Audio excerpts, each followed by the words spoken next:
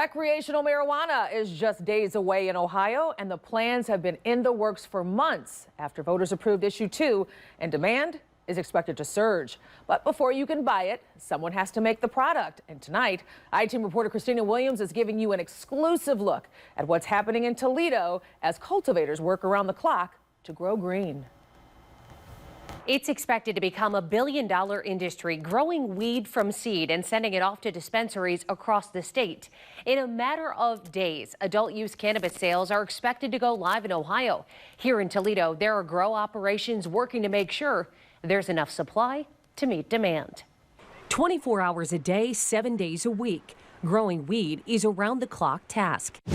Across Ohio, there are currently 36 state-certified marijuana cultivators. 3 of those are in Northwest Ohio, 1 in Gibsonburg and 2 in Toledo, including Jushi. I think you'll easily see a 2.5 times what the current market is, probably closer to 3. Trent Wolovac is the Chief Strategy Director for Jushi Holdings. The marijuana company operates in 7 states, including Ohio. The Toledo cultivation location is an unassuming warehouse tucked on East State Line Road. That grow op is just feet from the Michigan line, where adult-use cannabis sales lit up back in 2019. Right now, if you want legal weed and you don't have a medical card, you have to make a run north of the border. Since marijuana went recreational in Michigan, the tax revenue has skyrocketed. According to the Michigan Department of Treasury, last year there was more than $290 million in revenue going back to municipalities. Wolovac thinks in a matter of days, that close competition goes away and the cash comes back to the Buckeye State. It's going to be a huge economic boom for the state from a tax revenue perspective, from a jobs perspective, infrastructure perspective, and so we're really excited about being able to transition and continue to service the patients, but also be able to sell to anybody over the age of 21 that wants to consume cannabis. Ohio's Department of Commerce Division of Cannabis Control is in charge of the rollout.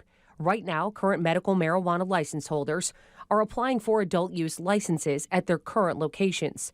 There are 126 medical marijuana dispensaries across the state. So what goes into preparing? Jushi's been growing in Toledo for 3 years, but the crop takes time. The process from start to flower is 3 months. We keep the lights on for 18 hours. We'll turn them off for 6 hours. Each plant is tagged and every strain is replicated, meaning you can trace the health, production, and THC standards. This is what repopulates the garden every time.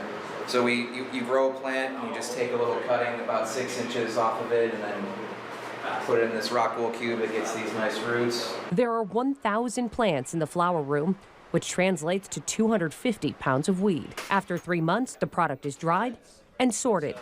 Here's like a good little nug.